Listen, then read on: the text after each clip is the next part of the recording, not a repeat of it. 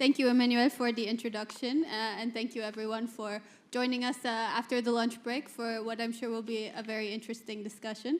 So, as Emmanuel mentioned, the ocean policy domain has seen quite a momentum in the last year, I would say, both at the international and European levels. In June last year, the European Commission unveiled the European Ocean Pact, which is a comprehensive strategy for ocean-related EU policies. An Ocean Act is expected in 2027, building on the revision of the Maritime Spatial Planning Directive. And there are a series of other initiatives which are being prepared or have been rolled out recently as well, including OceanEye, which is an EU monitoring and observation initiative for the ocean, and a few others. So with our panelists today, we're here to understand what role Earth observation can play in the EU's efforts in the ocean sector and contribute to the aims of the EU Ocean Pact. So we have one Slido question just to sort of set the scene, and then I will let the panelists introduce themselves as well. So Jacques, maybe starting with you. Thank you, Michelle. Good afternoon. Yes, so I'm Jacques Delsal. I'm working in DG Mare, so Maritime Affairs and Fisheries, in the unit in charge of marine knowledge, innovation and investment. I've been working more over the past year on the mission Ocean and Waters and the preparation of the forthcoming research and innovation strategy on ocean. And I've been working in the past months also helping on the OceanEye file, I mean, for the final step for the publication of the communication that was published last week. Thank you. Thank you very much. Thank you very much for the invitation for this panel today. It's a pleasure being with you. My name is Renuka Bade. I'm the Secretary General for the European component of the Global Ocean Observing System, or EuroGOOS. And I'm happy to provide an introduction to our organization to you all, because in one sentence I can say the Earth observation initiatives normally tend to provide this information about the skin of the oceans, and we provide the information that lies underneath it. So I think it's a really nice, perspective to have two organizations that can sit together so well in one room. Thank you very much for the invitation. And I get the mic. Sorry. And nice to meet you all, and thank you for having me. I'm Kalina Stojceva from the Ministry of Regional Development and Public Works of Bulgaria, and I'm the elusive authority. I'm joking. Work with the Maritime Spatial Planning of Bulgaria, but also with other regional documents and policies. So my job, and basically the ministry job, is more of a coordination role. Maybe I should give you a bit of an overview of Bulgarian spatial planning. We have a specific contractor that develops our documents, and our role is more to make sure that it's in line with the policies, in line with our goals, in line with EU directives and acts and stuff like that. So my job is to make sure that this is happening, and of course on maritime spatial level as well, and then to coordinate with other agencies and ministries that are key players, because as you know, everyone is involved when it comes to planning, and especially for the maritime spatial planning, our ministry doesn't actually do anything there. We're just managing the plan. Other agencies have different actions that they manage. So it's an interesting thing. Great. Thank you all again for being here. Do we have, for the first Slido question,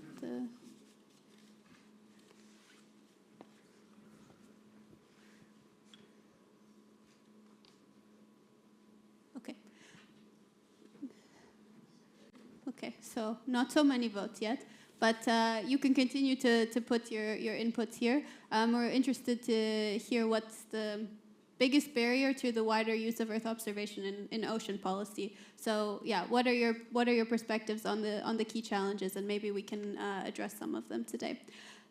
So to kick us off, I have a first question for you, Jacques. So we mentioned this momentum at the EU level around oceans with the announcement of the Ocean Pact, the Ocean Act, OceanEye, and other policies. So can you give us a bit of an overview of everything happening and how it all fits together? Thank you, Michel. Yes, indeed. I mean, a lot is happening, and sometimes we are lost even in all the initiatives related to ocean. So to sum up, as you said, I mean, the Commission adopted 1 year ago the Ocean Pact. So it was on the 5th of June. It was announced at the UN Ocean Conference in Nice, and with this pact, we wanted to have a comprehensive strategy to protect marine ecosystem, foster the thriving blue economy, and also support the well-being of coastal communities. So it was trying to we have a lot of different initiatives and a lot of different sectoral initiatives related to the ocean, and the idea was to have, of course, not something binding, but I mean a space in which these different policies could be further developed in a coherent way. So there was already initiatives that were in the pipeline at the moment the Ocean Pact was announced. Others have started from this same Ocean Pact. So, for instance, initiatives that were in the pact and has already been approved. It's the evaluation of the common fisheries policies regulation that was presented by our commissioner in the past week. In March, we had the two important strategies, the EU port strategy and the industrial maritime strategy. And today, for instance, the Commission just approved the two strategies on island and on coastal communities.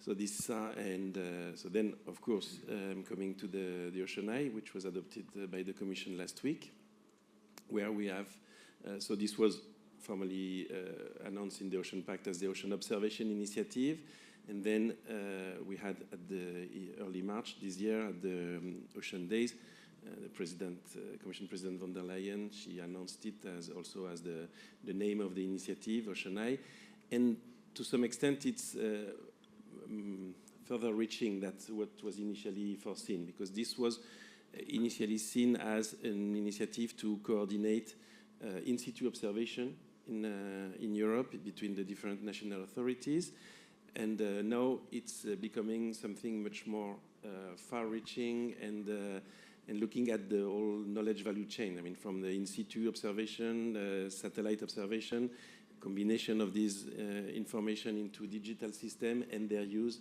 in the different applications and serving all the priorities of the Ocean Pact. So not only, I mean, obviously, I mean, the first important thing is that the protection and restoration of the environment. We have also the development of the blue economy, the coastal communities, the resilience, for instance, to climate change, extreme events, but also now the issue of security and defense.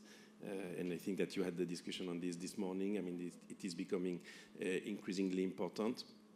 So we really want to have all these different policy areas integrated, I mean, so that we can serve them with a much better knowledge on the state of the environment and the different pressures. So in this initiative, basically, we have 4 pillars. The first one, it's about strengthening the EU governance. So as I said, not only on the in situ observation, trying to have a coherence between the observation campaigns and all the different networks, but also ensuring a better coherence with what we are doing at the level of the digital systems, the link also with Copernicus and the different components of Copernicus, the integration with the ModNet and so on. The second pillar, it's about the international dimension. So the idea with this communication, so of course, I mean, if you read it, it's just a communication because it's not a legislative proposal.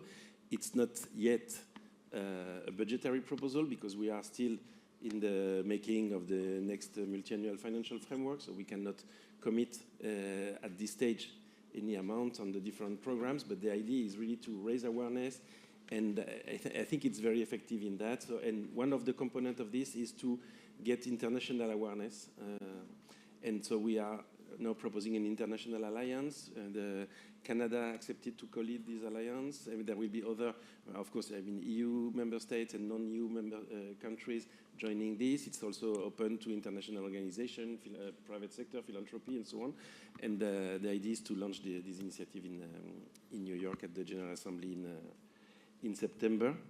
And then there are the other components is the strengthening, and it's, I mean, maybe the most relevant for this audience is how to develop innovative markets and sectors related to ocean observation, and in particular through the forthcoming digital twin ocean.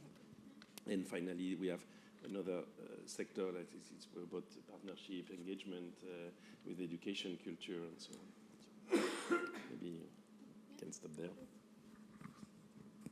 Great. So maybe we can quickly see the results of the first Slido poll, since I think some of the topics that you mentioned and that the other panelists will touch upon as well. So the top challenge around data accessibility and interoperability issues, insufficient integration into decision-making processes, but also votes for some of the other thing you mentioned, so resource constraints and lack of awareness among policymakers. So definitely if we can bring those points back into this discussion, I think will be super interesting. So moving to you, Renuka. So can you give us a bit of insight into the mission of EuroGoose and how you approach ocean observation? What are the key focus areas of your work? Thank you very much. Like I introduced to you before, EuroGoose is one of the what are called GRAs, or the Regional Alliances for Goose, which is the Global Ocean Observing System. And we operate in 5 different basins over Europe, which include everything from the Arctic up to the Mediterranean, and everything in between as well. What we do, I'm really happy to see the results of the Slido, because some of the initiatives that EuroGoose works on really responds to exactly those issues. So for example, we have groups that deal with ongoing issues such as data accessibility and interoperability currently. We have other groups as well, which are based on things like gliders or other instrumentation that is used for taking ocean observations. We also participate in activities like the European Ocean Observing System, which EuroGoose, I'm proud to say, was one of the organizations that set it up, with partner organizations such as EMB, the European Marine Board, JPI Oceans, and others as well. And we are currently in dialogue with the European Commission quite a lot about EOS, which is the European Ocean Observing System, again, on things like funding, resource constraints, how do we get the information that is collected by organizations like EuroGoose to the policymakers.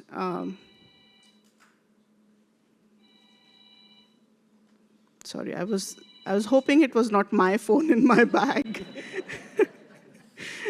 So these are the main things that we work with, and I'm happy to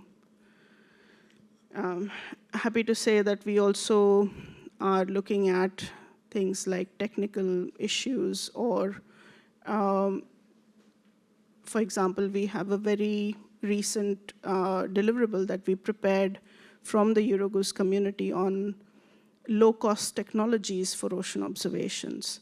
So if you go to the EuroGoose website, you should be able to access this. And it's a really nice review of all of the different technologies that are available, very low-cost technologies that are available for providing observations into the system. Great. Yeah, we added another microphone, so you don't need to pass it around. Great. So nice to hear also that there are connections with some of the challenges that the audience is mentioning. I think we can probably close the poll now. So coming back to you, you mentioned a bit already in your introduction about your role at the Bulgarian Ministry of Regional Development and Public Works, but maybe you want to elaborate a bit on the connections to the maritime domain and maybe some of the challenges and barriers that came up or some of the points that the other panelists mentioned. Yeah, so I rushed a bit with my answer. That's okay. But as I mentioned already, we have a contractor that does our documents. I mean, and a funny thing is that I used to work for them, so hi. But I had the chance to see how it was done. I was in, basically my role was a GIS expert, so I was operating with GIS data. Thankfully, I know what I'm talking today about. And then when I jumped ships, so to speak, and started working for the ministry, I had the chance to see how it's actually up to the ministry to set, so to say, the boundaries of what they expect. And when we saw that lack of, not using EO for decision making, I think that this is very much linked to not knowing, lack of awareness of policymakers. I think those two are linked. If you don't know about it, you're not going to use it. You're not going to integrate it. So I think this was basically the same problem, just described in different ways. And I think that is maybe because we lack the expertise. For example, I know enough, but that's because I used to work for the site that was developing the document. A lot of ministry experts honestly do not work with GIS. So I think that's something that was mentioned at the beginning in the keynote speech by, I hope I remember correctly, Alison? Great. But I think she gave a very good speech. I agree 100%. And I'll just add that's a problem for the ministry as well. And not only my ministry, it's for the national government as a whole. So yeah, that's maybe. Great, thank you. Maybe we can have the time back up on the screen just so I can make sure we're... Right now it says join the Slido. So... Thank you, thank you. Just so I can make sure we have time to get to everything. Okay, so back to you, Jacques. So it's a very timely opportunity to have this panel and to discuss this because this last week the European Commission presented the communication on OceanEye, so the European the EU Ocean Observation Initiative. So can you delve a bit into the potential role for Earth observation in this initiative and how the private sector can be meaningfully involved in the steps going forward? Yes, thank you, Michelle. So I mentioned before these 4 pillars of OceanEye, and the first one is on, as I said, is on the governance. Here, the idea we have is to set up a structure. I mean, so far, neither the name or the actual format, is not yet defined because we will assess it in the context of the impact assessment of the forthcoming Ocean Act, which was the last, the next step in the. Because with the idea with the Ocean Act is to have. First, it comes from a revision of the marine strategy, the Marine Spatial Planning, the Maritime Spatial Planning Directive, and also the better integration between the MSPD and the Marine Strategy Framework Directive. And one of the, even if there could be the option in the impact assessment of merging both directives could be envisaged, but it's clearly two things which have a very different entity. But the idea is to bring and to strengthen the areas which are common to both directives. And one of them, obviously, is knowledge, ocean knowledge, in serving the different policy objectives. So to do this, the idea is to have what we call so far a forum for ocean observation, which would be kind of 3 concentric circles. The first one, it's between the EU and the member states to look in particular at the coordination of the ocean observation program, the funding, things which are, which have to see with national competencies and so on, and EU policy. The second set of actors in this forum would be the main actors of the European Digital Ocean System. So in particular, Copernicus, EMODNET, the European Environment Agency with WISE, and so on. And then the third circle would be about all the users and contributors to the system. So the research area, people like you, all the industry that processes the information, uses the data, develop applications, and serve the different policy purpose. So, and the idea with this forum is to have a joint understanding of the priorities. And also contribute to more technical processes. You were mentioning before the interoperability. So the idea, also working in particular with Eurogoose, is to further advance in all these different technical issues. That there will be also a lot of discussion on data policy, because obviously, while the main part of ocean observation and the knowledge we have is in open data. Basically all what is available through Copernicus, that would be available through the digital twin, etc. There are also other strands of information which are, either from a commercial perspective or from a security defense perspective, that will have a different data policy, and we need to be able to manage these different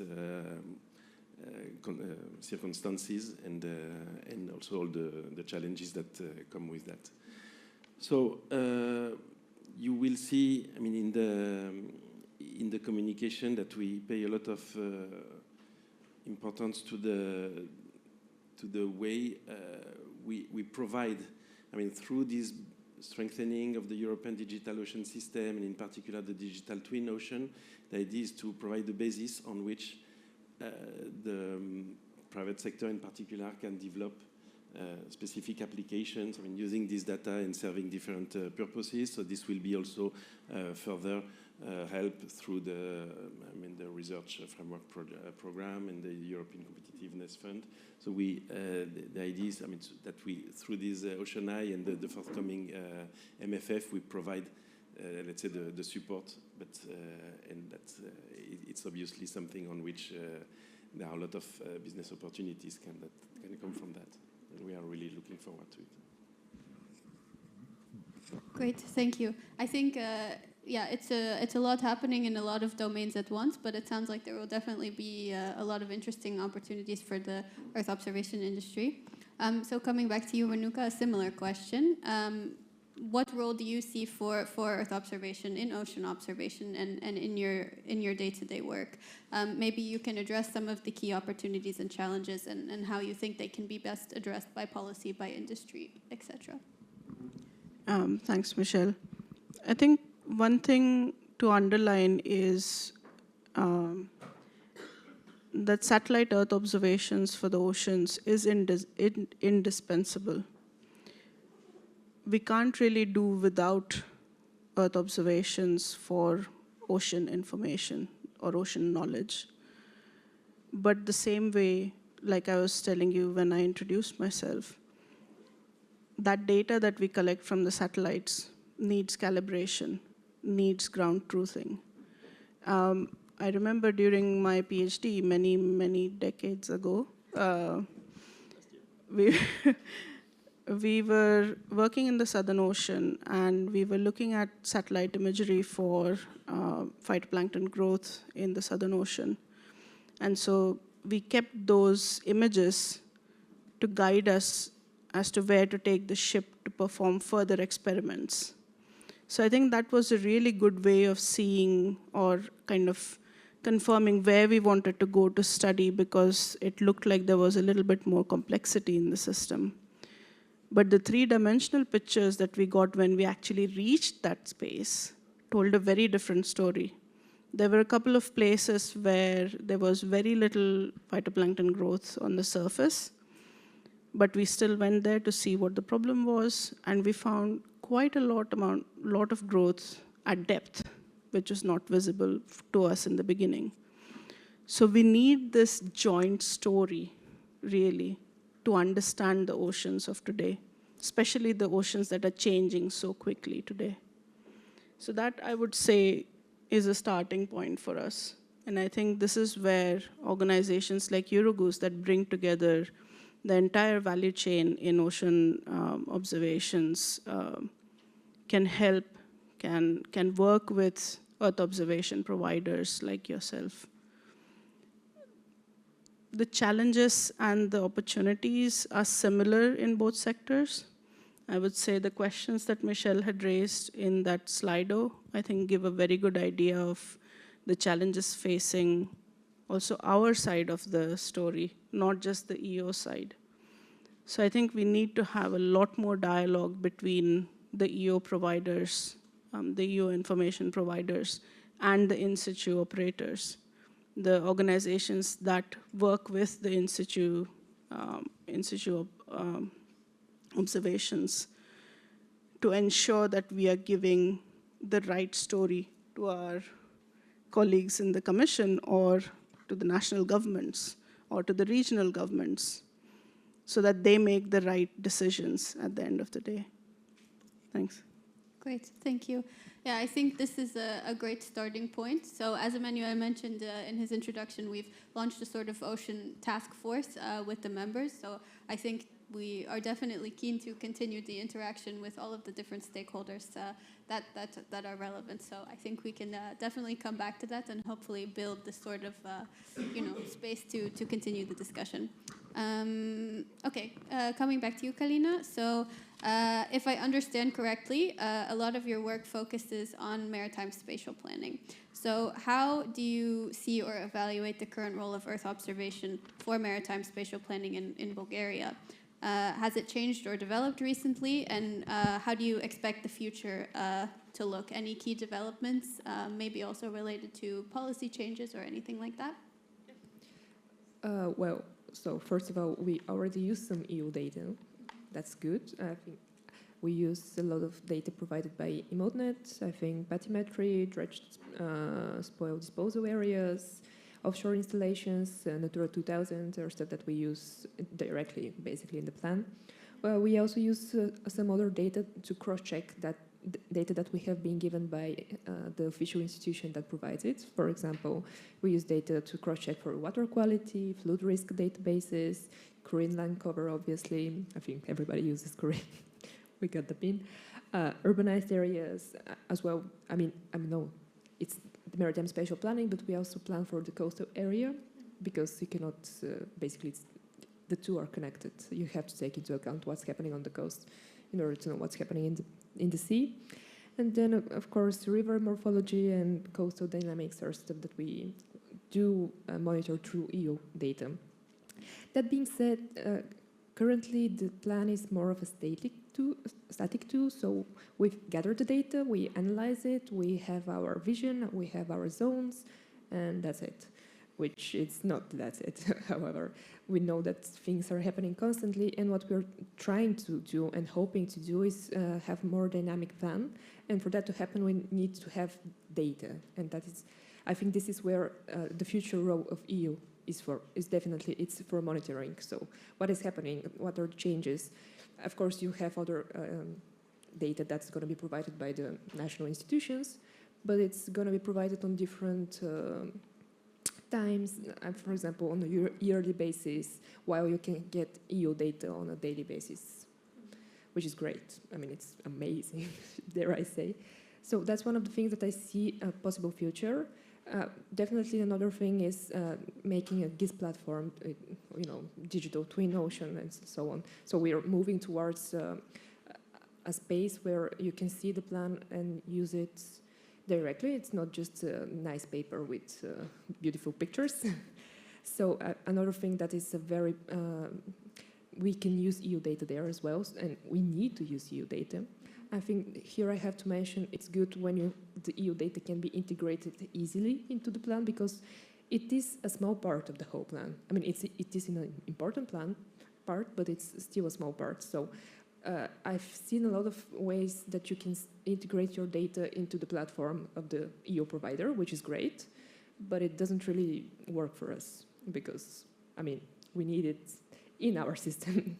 So that's one thing that I see a possible future if there is the tool to do that. So if we can integrate data for example, web map features, web map services is great, but even shape files or GeoJSON files or whatever format you like, it's also a great way to integrate and just put it there and update it.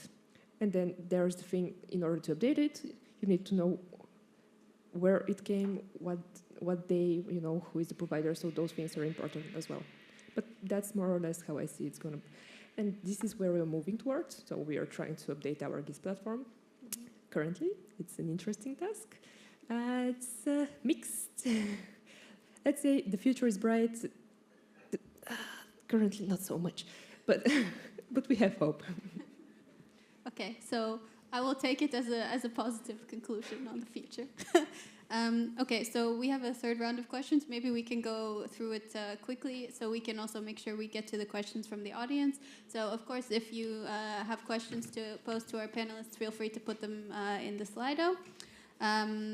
We'll make sure to address a few of them towards the end of the panel. So coming back to you, Jacques, so you mentioned the OceanEye initiative. Maybe you can talk a bit more about the use of Earth observation for the other frameworks under the Ocean Pact. So there are a lot of policy names floating around, but in general, connecting all of these different policies and where Earth observation would fit in. Yes, thank you, Michel. I would say that with OceanEye, I mean, we at the same time try to put the basis for an improvement of the system of ocean observation and ocean knowledge as a whole. So with, I mean, a better integration between the work that is done in different areas. I mean, having all different partners, I mean, from the policy, technical, user level, etc. So they can jointly define the priorities, jointly address some technical issues. So this is an enabler, I mean, for an improved and, I mean, better use of ocean observation, ocean knowledge in the policy making. I mean, before you were referring to EU, national, regional authorities, but it's important. I mean, it's very important first and foremost for the private sector, for the, I mean, and I mean even beyond. I mean, for the, if I start from the typical policy areas that we are describing in the Ocean Pact. So it's for all the practitioners of ocean protection.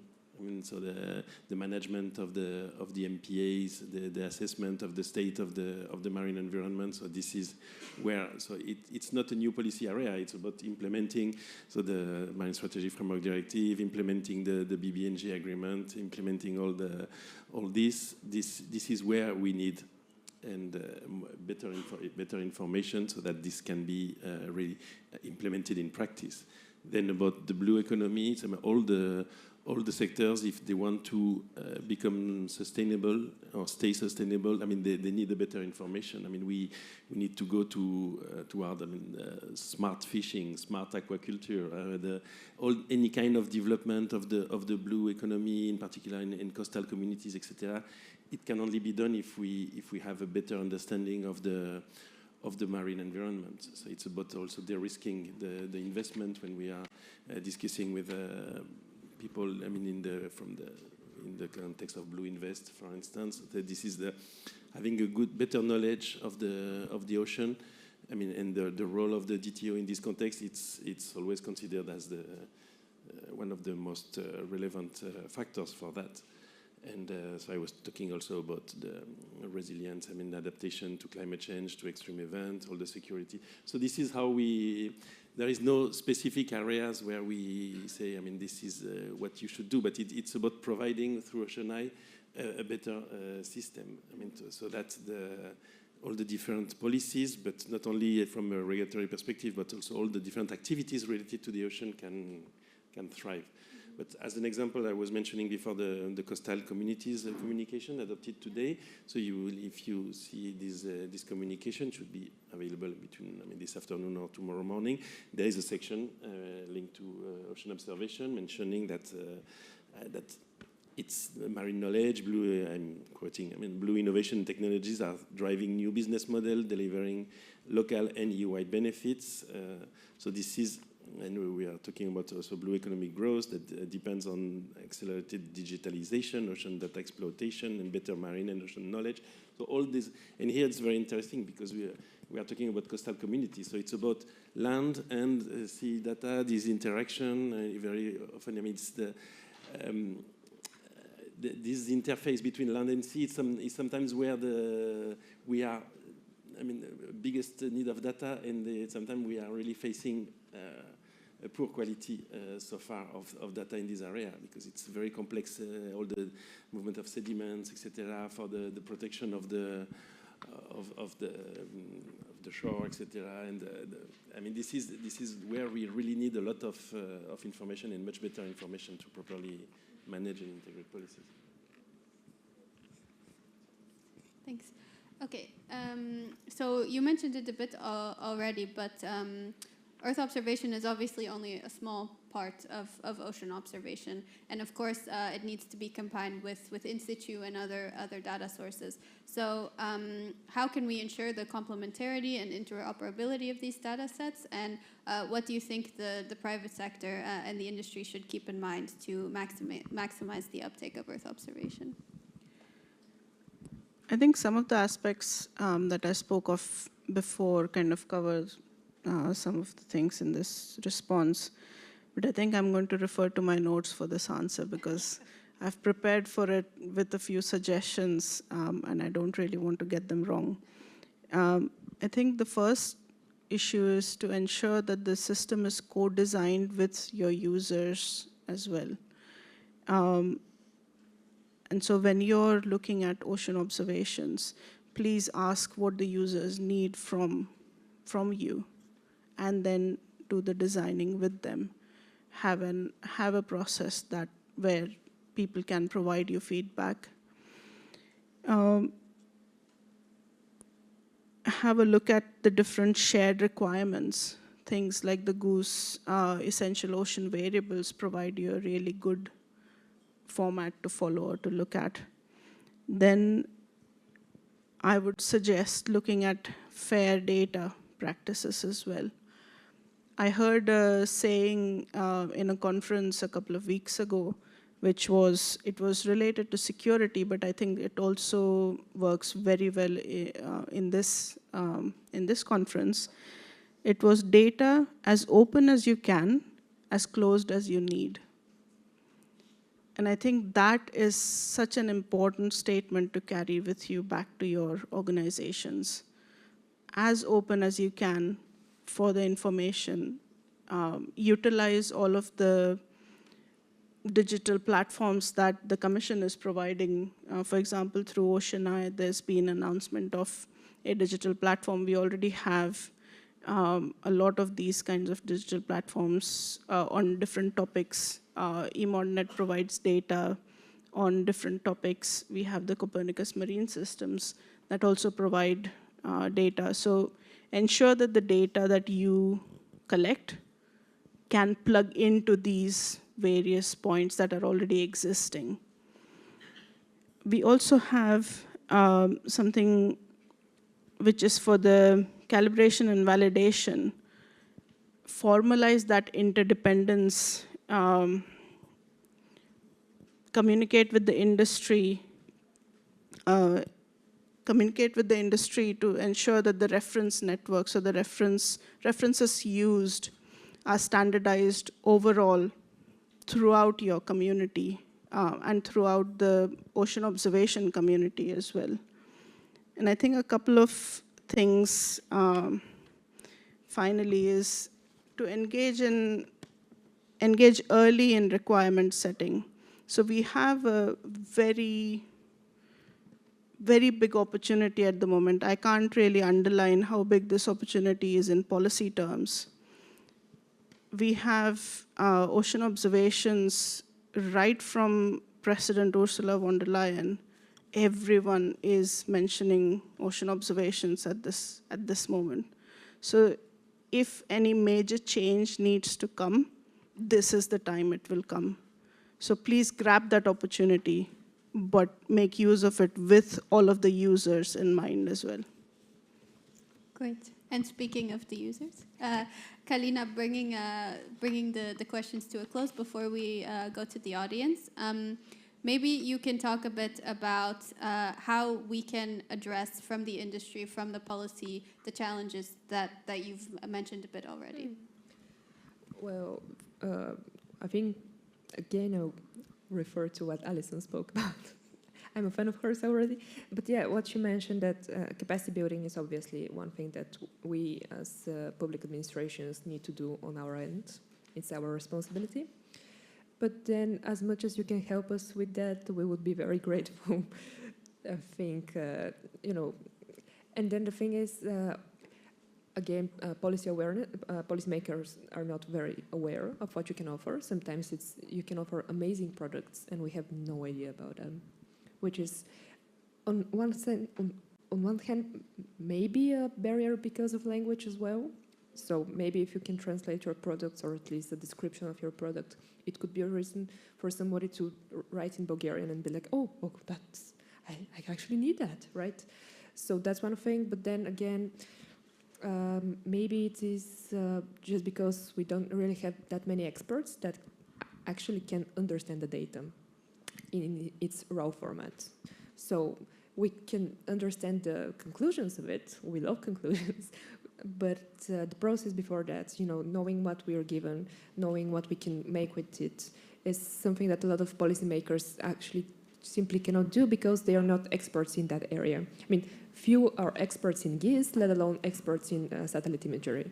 I mean, even I, as a GIS expert, am kind of lacking on that front, and I'm technically one of the knowledgeable experts on. So that's one thing, that we can invest more, but as well, if it's more user-friendly for us, so on the other side, if you guys help us to understand what you provide, it would be great as well.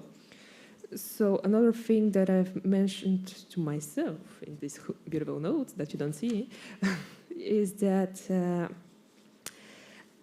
it would be good if you also target students. I know, shocking, but students are your future experts. I mean, I was a student, and what I am currently using is what I've learned in my university days. So sometimes the solution is invest in the future, so invest in, so that in few years your experts will know what you're talking about because they've used it already. Maybe because you made a contest and they won, and they're like very proud of that, and they're like, I know this one. So those things are a good thing to think about. And then again, it's not only investing in us, it's investing in your future employees as well. So it's a win-win situation, I would say. And then as well, one thing that we struggle with is sometimes your data is great, but we cannot take it as a valid data. What I mean by that is, I'll give you an example actually. Recently, a colleague of mine was planning, and he was gathering data for the river and its flood area. And we have Ministry of Environment that is giving us the official data, and then you have satellite imagery. And you see it's two completely different polygons. Like they don't even meet. And you're like, okay, there is a problem there. And you look at the data of the ministry, it's like 2 points connected with a straight line, and you're like, maybe it's the ministry that's the problem. But you have to ask the ministry, guys, is it possible that your data is wrong? You know, could it be that this data is more accurate? You cannot just say, okay, we have the better data, we're going to use it. So that's one thing that I think goes back to the problem that policymakers are not aware of your data and how accurate it can be, so they do not think of it as a valid source. And they do not acknowledge it. And they're like, oh, no, only what we have written down in our, you know, we mapped these 2 points because we gather information for the quality of the water there. It's those 2 points, and we connect them, that's the river. And so that's another problem. And I think it's connected, you know. If maybe the policymakers were more aware of your data, then they would be more willing to admit that this data is accurate, because usually it is very accurate. And then they would be more willing to accept it, so you don't have to go through this whole process of just like asking different agencies, hey, you know, I just saw a mistake. Could it be that your data is outdated or never been properly mapped? So stuff like that. Great. Okay, so a lot of takeaways from all three panelists, I think. We have 1 minute, so maybe time for one question from the audience. I think, Jacques, the second one is it's for you. I hope you will be selecting the first one, but okay. Okay, if you want to address the first one. We can do both. Come on. I mean, You, it's, you have two microphones, whichever one you want. Thanks. Yes, if you want to address both in one, that would be great. I can address the second one, but I think the first one is important also. Yeah, No, but agreed. because very quickly for the second question, OceanEye, it's not a program, so it's a policy initiative that we present in order to boost a process, give policy momentum, policy awareness, and mobilize all the actors. The program is currently coming in some initiatives which are described there under the current Horizon Europe program, and there will be a lot of funding opportunities, for instance, that will come under the next MFF, still to be described where it will take. But the idea is that first to be part of the discussion. I mean, from your perspective, and also because we are providing a framework, we are developing tools, we are developing public goods, and these public goods will be then useful for the private sector, I would say. Maybe we have lost the first question, but It's still there. Yeah. Do you want to address the first question quickly? Seeing that we've gone above time and that I'm not a huge expert on the EU carbon markets, I'm happy to, whoever has asked that question, I'm happy to talk with you on the sides and set you up with the right experts that can provide you with the response. Yeah, that would be great. Okay, thank you all of you so much for this great conversation. It's the first time we addressed this topic at EXPANDEO, and I think it's definitely given us a lot of food for thought, and there's a lot of momentum with this topic going forward, so it definitely won't be the last time we'll discuss it. So if everyone can join me in giving our panelists a round of applause, and thank you again so much.